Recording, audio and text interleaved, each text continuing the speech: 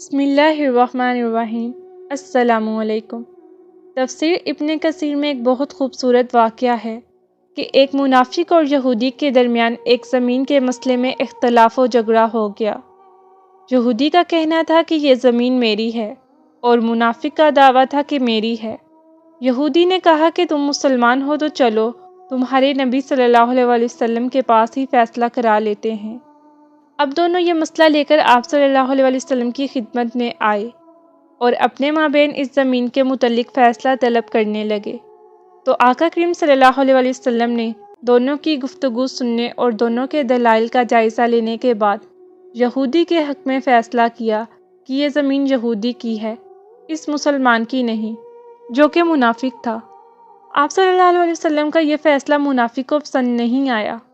وہ یہودی سے کہنے لگا کہ یہ فیصلہ صحیح نہیں ہوا، لہٰذا ہم حضرت عمر رضی اللہ عنہ کے پاس اس کا دوبارہ فیصلہ کرائیں گے۔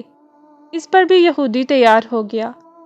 منافق در حقیقت یہ سمجھ رہا تھا کہ حضرت عمر رضی اللہ عنہ چونکہ کافروں یہودیوں کے متعلق سخت ہیں، وہ اس یہودی کو برداشت نہیں کریں گے اور معاملہ سنتے ہی میرے حق میں فیصلہ کریں گے۔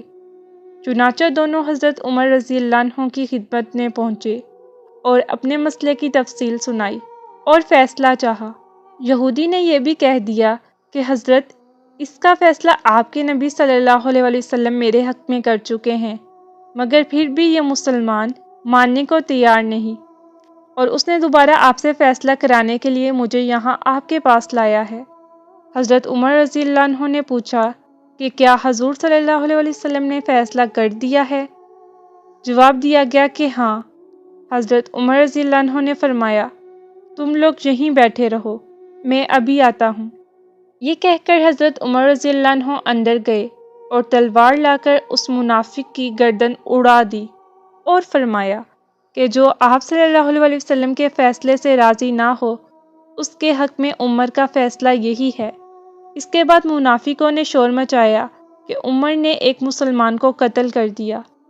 حضور کی خدمت میں شکایت لے کر آئے تو اسی واقعے کے متعلق قرآن پاک کی یہ آیت نازل ہوئی، جس کا ترجمہ ہے، بس آپ کے رب کی قسم ہے کہ وہ لوگ مومن نہیں ہو سکتے جب تک کہ وہ اپنے جھگڑوں میں آپ کا حکم نہ مانیں اور آپ کے فیصلے سے اپنے دلوں میں کوئی تنگی نہ پائیں اور بلا چو چرا قبول نہ کریں۔